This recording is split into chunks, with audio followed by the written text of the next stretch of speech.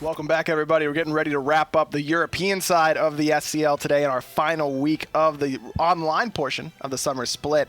It's going to be RvL versus Naventic, and RvL, as we mentioned, Taco, already secured, but Naventic trying to get out of that bottom seed slot for the relegations. And Naventic have a slight opportunity to potentially boost themselves up another point or two. I mean, or like 3, I guess. Sure, yeah. They can't get 2 points. They can only get 1 point or 3 points. But if they were to find the 3 points here against RvL, that would mean that they would leapfrog Era Eternity going in to the relegation process. But we'll have to wait and see. Picks and bans ready to go for game number 1 between RvL and Naventic. And this is a team that in RvL that, as we mentioned, this is just an opportunity for them to kind of get their drafts ready to go, get their synergy one last go round before Valencia. RvL really want to just display how clean they can perform leading up to Valencia. They want to make sure they're still top of their game, so any opposition that they play against, they still should be taking very seriously. Robin, the ban by Naventic, and Kernanos. Chang'e, the ban from RvL. Chang'e's really fallen out of the ban favor,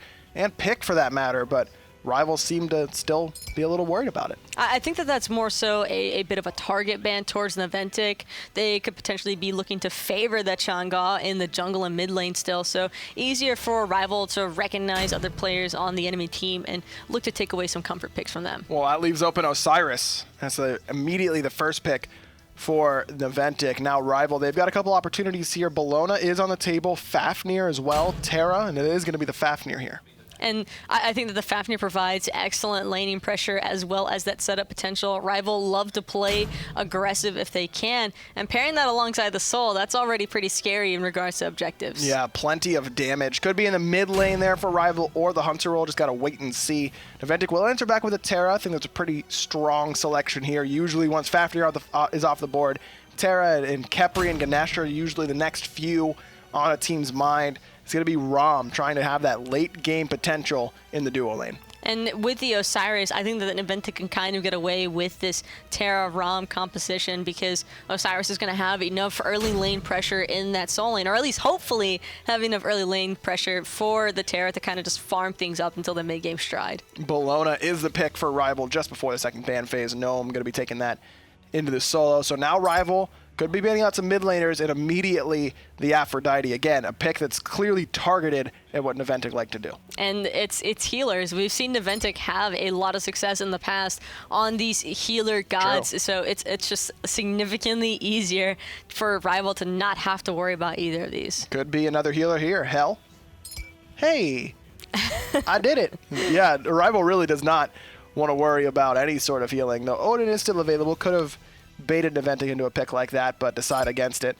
Instead, just going to make sure that there's basically no healing left. I mean, Cupid, no, they have Rama already, though we have seen Cupid mid in the past. Guan Yu, Guan Jungle, could be the play here, but immediately RvL going with the Nemesis, just in case Naventic want to go with that healer warrior in the jungle. And I like the decision here by RvL to opt for the Nemesis just to slightly deter them from that route. It's going to be a Batz on the side of Naventic, and realistically, even with the Odin being available, not wanting to deal with healers is completely understandable, although you can't get rid of them all. Isis still has a little bit of that burst sustain. And Terra has some as well, but I like this Batz Isis composition. Isis can do pretty well up against Fafnir, lay down that circle of protection, immediately gets a little bit of a charge whenever Fafnir starts that Draconic Corruption transformation, so decent pick there. And we saw how good 50 Meter Fly was able to play this Isis in game number 2 of the last set. Hu Yi rounds it off here for RvL, who have really got an insanely strong composition. I mean, you look at every character they've picked is probably in the top 3 in terms of value in their role.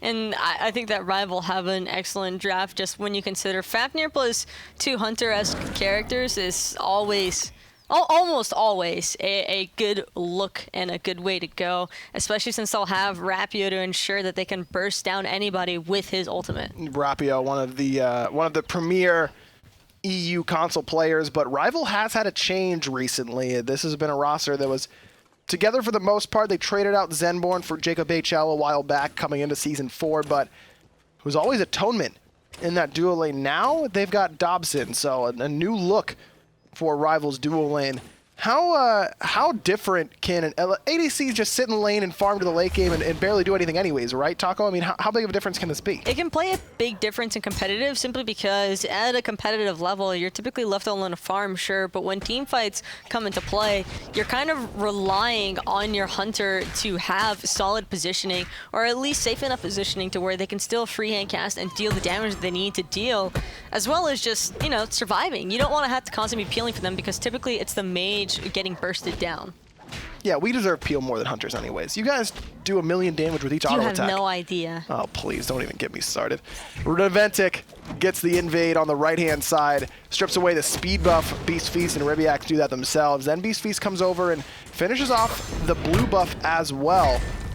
So it's Naventic a little bit in the lead, but with RvL likely to secure and will do so, that Fire Elemental means that Beast Feast is the one with the level lead over Rapio, though once he gets just 1 minion in this solo lane, RvL's jungler will ding level 3.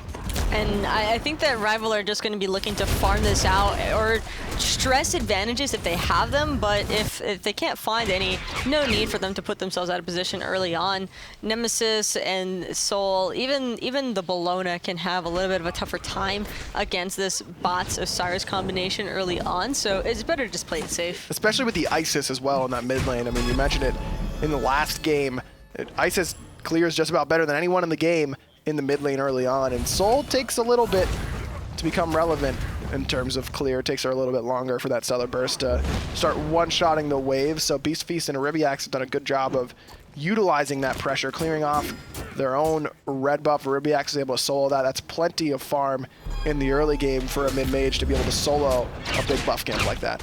And gotta appreciate everything that Naventic is trying to do in response with applying some pressure at Dobson and Jacob actually getting a lot of poke here onto Bradley. And now Naventic are just gonna have to back off to lane. But Bradley does have 2 health pots still, and of course that Terra monolith to heal himself back up a little bit. At the cost of getting the oracles, I'd say that was worth it for Naventic. They've done a good job of keeping this duo lane pushed for the most part. It's been basically in Naventic's favor the entire time. The troll route there from the Terra dash. That's always a fun one when you're just stuck inside of that temporarily. It's what Terra does best, man. Locks you down and also provides that global movement speed and heal to the team with that Terra's Blessing. That's why we see her so heavily prioritized. RvL once more on time for the Fire Elementals. Usually this is what you see the good teams do, is prioritize these neutral objectives. Naventic got the oracles on the left-hand side, but those Fire Elementals worth a little bit more farm in the early stages, and that's why we see RvL start to prioritize those a little bit more heavily. You can't blame RvL either. I mean, having the Fire Elemental control is huge, and now it's going to be Watson actually aggressing onto Eribiiax. Ultimate from Rapio, not going to be able to help clean him up, though, as the bots just came in so clutch. Very nice ultimate there out of Beast Feast to peel for Eribiiax. Little surprised at how much JacobHL could just walk forward and hit the ice with that hammer. There was a wave right on top of him and didn't even realize he was there. But either way, good plays out of Naventic, get their mid laner out of danger. No first blood quite yet because of a nice Aegis and the good Hunbat's ult. If Rapio had gotten his ultimate off onto Eribiiax before Watson went in, I think that they might have been able to secure that kill. I agree with you. I mean, just taking away that protection shred and that burst of HP probably means that Eribiiax never gets a chance to use the Aegis. And even if he doesn't get a chance to use the Circle of Protection afterwards. So a little bit of miscommunication drops RvL a potential first blood bounty onto the Isis, which is basically what you want to do against that mid laner is kill her early and kill her often. Because once Isis falls behind, it's very difficult to claw your way back in. And I also kind of just realized that Watson hasn't had a chance to back yet. He opted for the Boomba start alongside of this Soulstone, so he's still waiting to farm out his boots before electing to back. Has very little mana, but Soul, one of the few mages that can excel without use of mana, even in the early stages, though of course items enhance that capability with extra power and attack speed, with Soul passive going off of total power available to you. RvL has had every other member back so far and finish off their boots. Watson now thinking about joining the party, but Eribiiax is the one in trouble. Rapio's trying to do it all by himself, and he will. First blood goes RvL's way. RvL's Rapio does not have any purification beads, but that Hunbat's ultimate, just not enough follow-up there Because what follow-up is there to give? I mean, it's Batz and a Terra. There's not a whole lot of damage in the early game. The Terra clap. Ah, yes. The stun.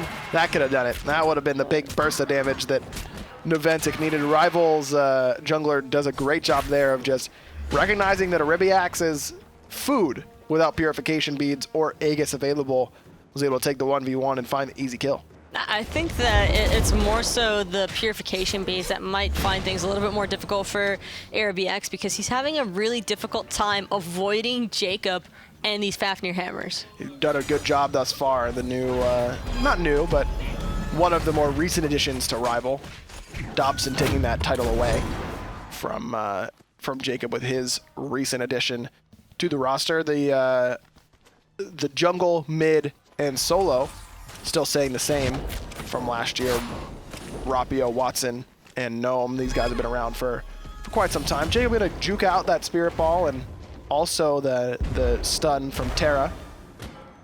Shows Beast Feast the hammer for his troubles, and Batz gonna have to jump away. His health. Yeah. That's a solid amount of poke from Rapio on that slice and dice already. And already off to a pretty good lead, though still the same level, at least for the time being, as the Batz, but it's Watson who's got the bigger lead over Eribiiax, 2 levels on this Soul. And as we mentioned, Ice is one of those characters that you do not want to fall behind on. Soul, one of the characters that feels really, really good once you get ahead. And another aspect to consider as well is that you kind of go with the Isis because you're looking to secure those objectives early on. When you're falling this far behind on the Isis, you don't really get the ability to do that anymore. But a Soul still has just as much potential, if not more now, for Watson to be able to look for those early Gold Furies. The burst potential on Soul certainly excellent, even in the early stages. Beast Feast and Stun Wave so low they can't even help out Eribiiax, who's getting chased down again. RvL gonna dice him up with the second ability. Gnome does get hit by that Fear No Evil and good damage onto the Soul later, and Stun Wave's going for it with the Lord of the Afterlife, and he will put Naventic on the board. Watson immediately answering back with the Stellar Burst Supernova combination. Beast Feast just able to dash away. Rapio can say the same out of the jungle until Watson hits him with the beautiful Stellar Burst. Perfect play there out of RvL's mid laner, and he's going to be able to escape after some good peel from JacobHL. It looks like Jacob might get turned on, but it's going to be Bradley actually just looking to try and potentially cut off Watson. They're not done giving up the chase on this one yet. Watson doesn't realize that they're wrapping around him. There's a stun waiting. The root actually going to miss, and the Disapparate is in time. Now Bradley's the one who's got to be a little bit worried because he took a couple tower shots. Bracer of Undoing was necessary to save the support's life. Burning his Bracer, though, for a chase of that long is also just meaning that he has to back. He's going to be missing farm.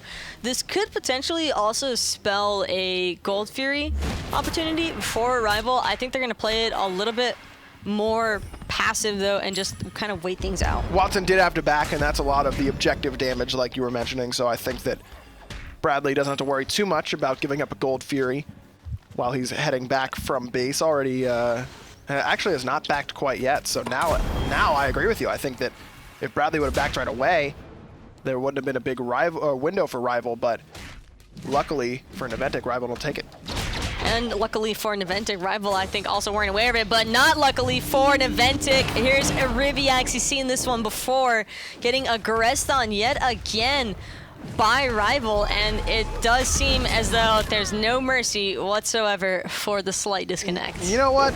I don't have a problem with that. I know some people do, but you're out here trying, Naventic's out here trying to stay in the Pro League. They're trying to stay out of that bottom seed going into relegations. And there's money on the line, man. Like, sorry.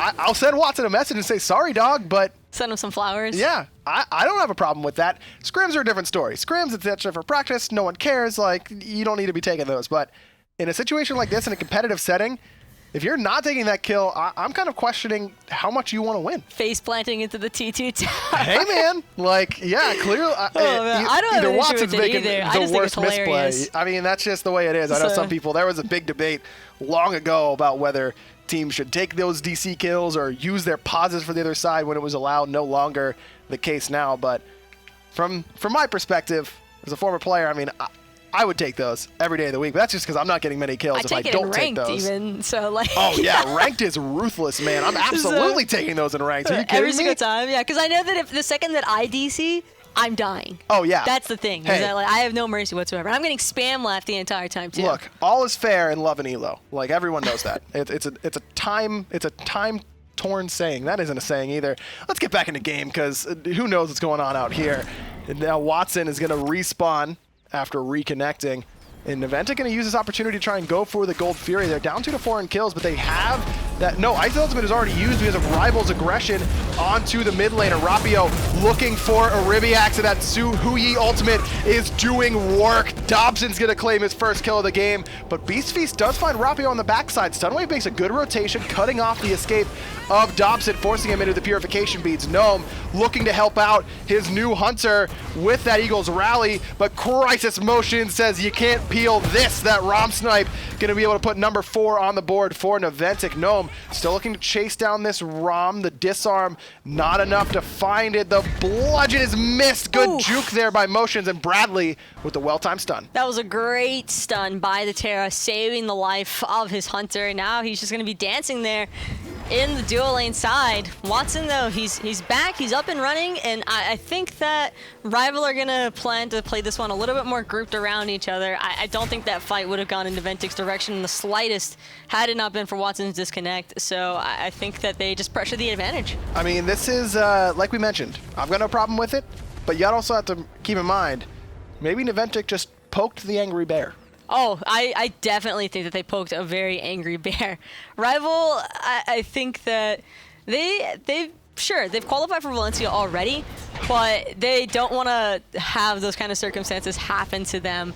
And so I definitely think they'll be out for blood now. I mean, RvL hasn't dropped a regular season game during Season 4. They were perfect during the Spring Split, if I remember correctly, and perfect thus far, so I anticipate they want to keep that record clean. And if they didn't really want to win before, if that angered them, I imagine that they'll want to win now. It went to Eribiiax. You can't really blame the man for, like... Oh, he's been getting destroyed. He's been getting destroyed. I don't really fault him too much for cleaning that one up with the Spirit Fall. Look, 1-3 looks infinitely better than 0-3. 0-3, you're like, what is this guy doing? 1-3, you're like, hey, I feel bad for him. He's getting focused down. He becomes a victim instead of just messing up. I agree with you.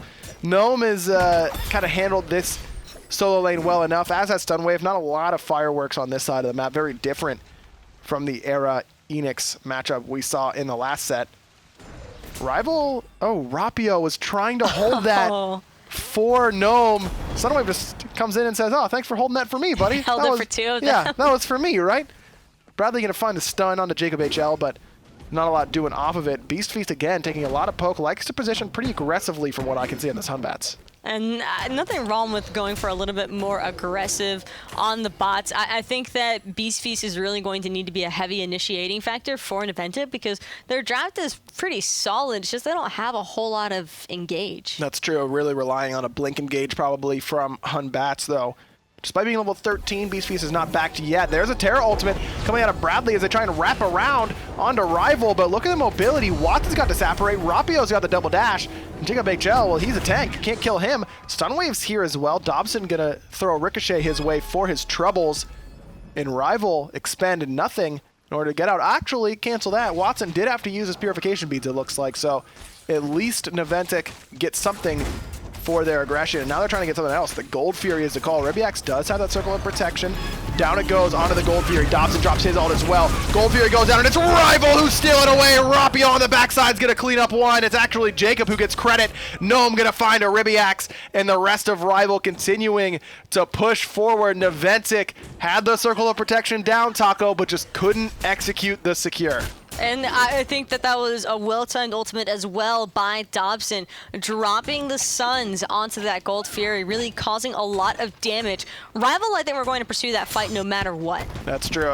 Even if you're right, even if Naventic get the Gold Fury there, RvL probably wins the team fight afterwards.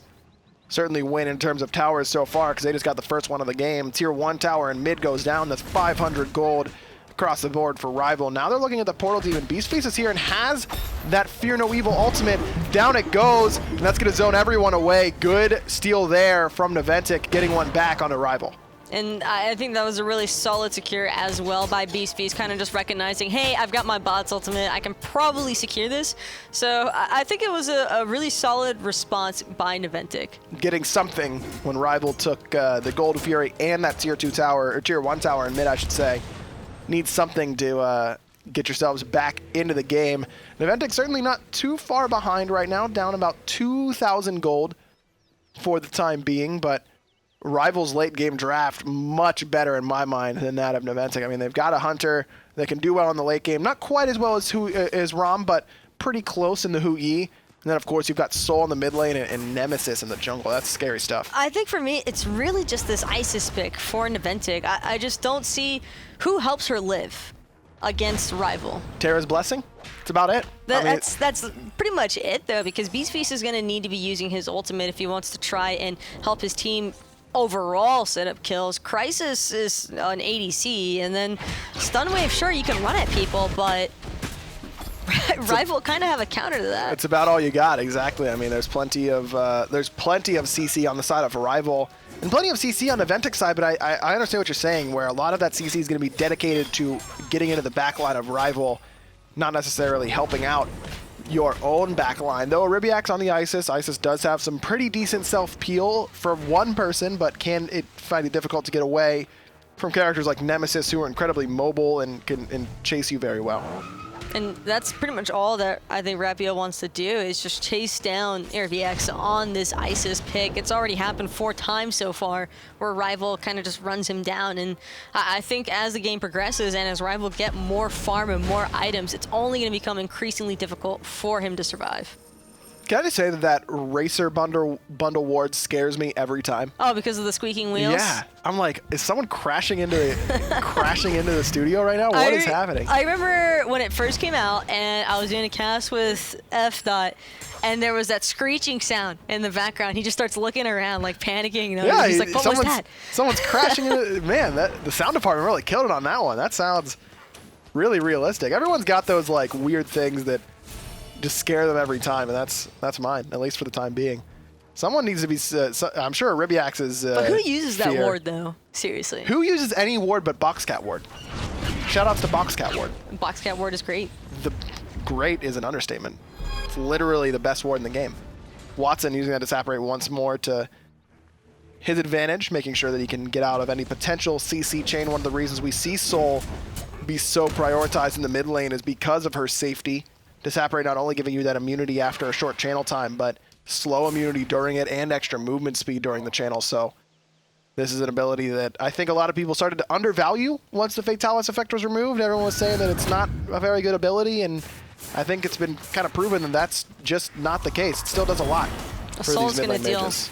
The damage that you want, and right now it's CRYSIS dealing a ton of damage into Dobson. Both of these hunters elected for the Odysseus bow after the shifters. But Dobson's got the 2-level lead, and CRYSIS still able to take that boxing fight over him, going for the same style of build, but the Bumba's Mask for Dobson, the big difference maker, I think, in terms of why we don't see him be a little bit farther ahead in terms of his build. I mean, I can't blame Dobson, though. I actually think that Bumbas in certain scenarios can play off pretty well, considering that if you're permitted to get the solo farm on that side of the map, you're not taking an increase, like you're not going to be missing parts of your health bar from the poke of the buffs. You're going to be able to go back into lane full health, except you clear out your jungle. But at what point do you sell that to get the next power spike? Because I think a lot of the power from getting this Bumba's Mask early on is you maybe get, do you get that 200 gold worth of value? Maybe. I think in terms of conserving potions, maybe you get that 200 gold worth of value, but not necessarily in terms of just the gold split that you get. As Bradley's in some trouble. Rapio lays down the ultimate, as does Watson, and that supernova just explodes BradleyRJ. Now CRYSIS has to roll away from the pressure from JacobHL. It's a perfect timing because the Gold Fury has just respawned and Jacob's in that dragon form. Eribiiax wants to get in there and use that circle of protection, but Gnome creating the wall, not letting him through. Stunwave and Beast Feast forced back by the rest of RvL, who want to continue the chase instead of the objective. Eribiiax has to use that circle of protection defensively.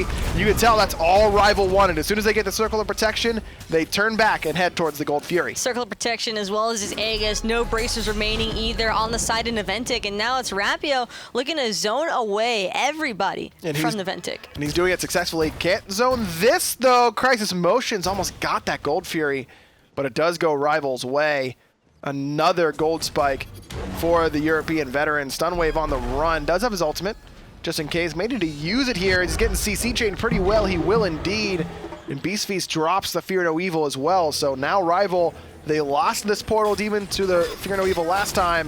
With that on cooldown, they know this is free as it gets. Another Portal Demon goes Rival's way this time. Every single ultimate on the side of Naventic was expended in a defensive way. Not a single one of their players was able to use their ult aggressively, and I think that that's already starting to show kind of foreshadowing for some of the flaws in the draft. Look at this. Rival, they just say, you guys aren't going to respect the Fire Giant call. We're just going to go for it.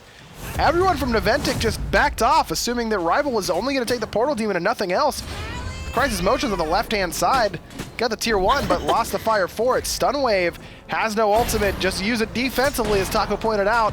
The Bellona ultimate and the Nemesis ultimate going to be good enough as Gnome finds his second on the game. That stun from the Bellona ultimate because of the tether, that's just like one of those little giggle moments.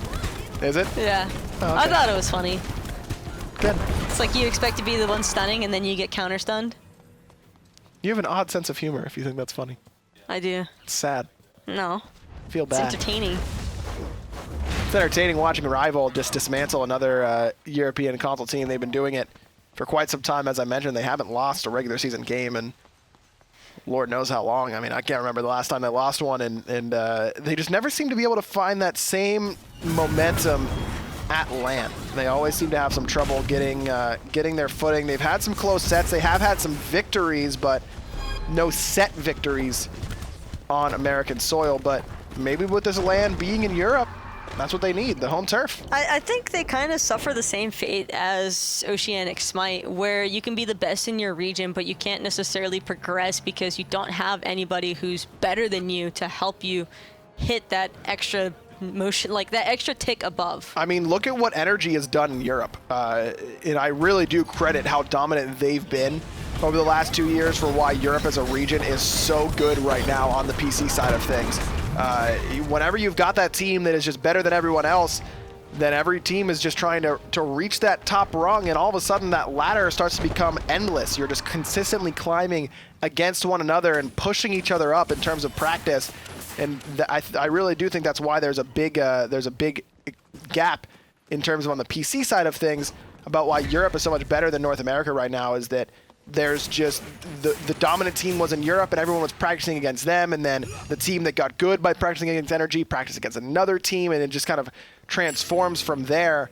Kind of say the same about North America on the console side of things. I mean, with Obey over there, Astral Authority, you've got really, really strong teams that even the bottom end squads are practicing against and trying to match up to, and in turn that raises their level. And I think that that's always just a good motivational factor to have when it comes to competitive Smite, is just when you know that you consistently need to perform, otherwise you're just going to lose. It really does help people as far as striving and just finding that extra drive to be better. I mean, you see it all the time in traditional sports. You got a player that's pretty good. Well, let's bring in a player who's also pretty good in that same position and see who takes that motivation and gets better because of it. There was a Batz there at one point in this game. He wanted to ult. He wanted to, but he didn't because he was dead. 10 now for Team Rival. Rapio got himself another one. 10-4 in kills, and it's Rival up about 11,000 gold. Got the Fire Giant for another 50 seconds or so. BradleyRJ trying to make it happen here for Naventic. Right side Phoenix Siege begins, and immediately the Terra is just gone. The damage is too much from Rival. The right side Phoenix under siege. Watson lays down the ultimate right on top of Eribiiax. See you later, ISIS. There's some chicken wings for dinner for Rival tonight. A dozen in total for them. And they immediately turn their attention towards the Titan. Wait, there's 3 members dead on the side of Naventic and only 1 Phoenix, and they ended the game. I think those spam sounds are kind of well deserved. Objective-minded. RvL a lot less worried about the kills, only when necessary, more worried about the objectives. That's why we see them be on top of Europe consistently. They take game number 1 pretty easily over Naventic. Now Naventic needs to find this second game in order to force a split for that last seed in Europe, but it's going to be a tough task, especially with Watson playing the way he is right now. This Soul was on point, and this is a guy that was considered the best player on the European console scene for quite some time in the solo lane, moved over to mid whenever he joined RvL. It's been a kind of slow ascension, trying to find himself as being that same caliber of player once more, but starting to expand this god pool and really looking pretty dominant here today. Honestly, if I'm Naventic, I don't want to see Watson on the Soul again. Every single one of these ultimates was just so on point, constantly catching it off of that slow in his solar burst, and I think that that's just so excellent. Yeah, that accuracy with the supernova, one of those things that used to not be that important for Soul players. I mean, it was just that initial hit, and then... I was trying to remember if it was solar or stellar. Stellar burst is the 2. Supernova. Yes, supernova. That's what it is. I keep saying solar sometimes, but I mean solar burst. Yeah. Yeah. It's you just play it off as a pun. You be like, yeah, I knew that, but it's soul with the first 3 letter capitalized or burst. I'd rather get it right the first time, but.